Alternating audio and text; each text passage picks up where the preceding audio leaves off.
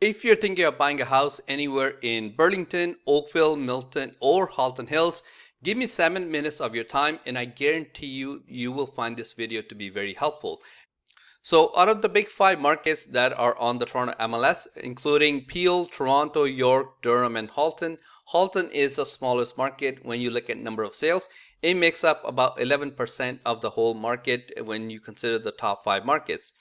And within Halton, the biggest markets are Burlington and Oakville, sitting right around 32 to 33% for homes sold every single month. Now let's get into the actual stats, see what has been happening since the beginning of the year, January to July. And sales are down. Sales are down every single month ever since the month of April. But that is somewhat of a normal thing because spring is usually busier than summer. So what we're experiencing right now is called a normal real estate cycle. Things always slow down in the summer and then they pick up slightly when the kids go back to school. So mid-September, and then it's busy up until about mid-November, end of November. That's called the fall market. And then you really slow down a lot in December and January. So sales been going down ever since the month of April is somewhat normal. What is not normal is that active listings keep going up every single month. So that is great news if you're a home buyer, but not so great news if you're a home seller because things are just sitting around. A lot of things are just not selling. So if you want your house to sell, you have to make sure you price it correctly according to today's market. Otherwise, chances are you're just going to be sitting on the market forever and nothing will happen. So active listings are going up and sales are going down. Not so good news for home sellers. Now, if you look at what's happening in sales and you compare it to last July, like how's the market doing compared to last year? Well, not much has changed. Only Burlington is down. Burlington is down quite a bit. They're down 24% compared to last July. But aside from that, not much change. Milton is exactly the same at 129 homes sold. Halton is up 3%. Oakville is up 3%. So that's good news if you're a home seller, right? At least things are selling. But that's about where the good news ends for home sellers because the rest of the stuff is not good for selling your house. It's great news for home buyers, especially these two stats right here. If you look at months of inventory, this number has been going up every single month. Right now, we're sitting almost close to 4 months of inventory, provided nothing else comes up on the market. It will take 4 months for everything to sell. Except for Oakville. Oakville is actually hurting the most. They are sitting at 5.2 months of inventory. So great time to be a home buyer in the Oakville market. Not so great time to be a home seller. And everything else around 4 months, and Oakville is at 5 months. And this number, especially this number, if you're a buyer, you want to see this number go down every single month.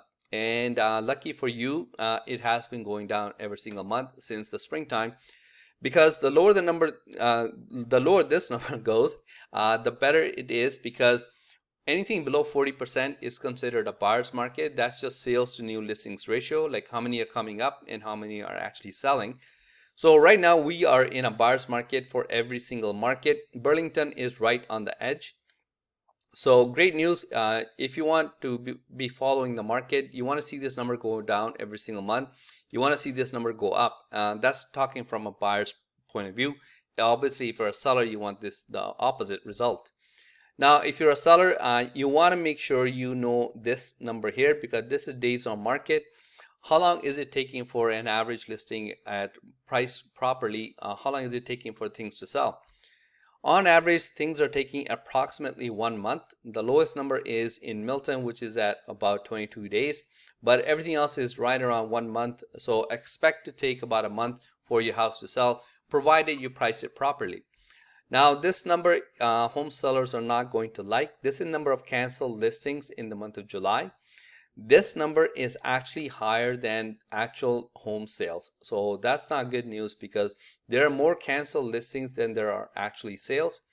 Now, a lot of this stuff does come back on the market at a new price, just kind of try to get a fresh start, or maybe they end up getting a new agent. But it's not good because if this number is going up, this number is going up, this number is going down, this number is going up, that is all pointing towards a buyer's market. Now let's look at prices. Average prices for detached homes compared to July 2023, which is right there. And this is what's happening in July 2024. The only place where prices have gone up slightly above 50K is in Halton Hills. Halton Hills, Georgetown makes up majority of the Halton Hills market. So whatever you're seeing for Halton Hills here, you can apply it to Georgetown because that's a big market in Halton Hills. But Milton prices are down slightly. Oakville is down a lot. They're down by more than $120,000. And Burlington is also down slightly. So not a huge drop, but they are going down every single month. Now let's look at condo buildings. Condos are also going down every single month, except for Burlington. They're up about $30,000. But if you look at Oakville, they're down from $710,000 to $667 average price for a condo building.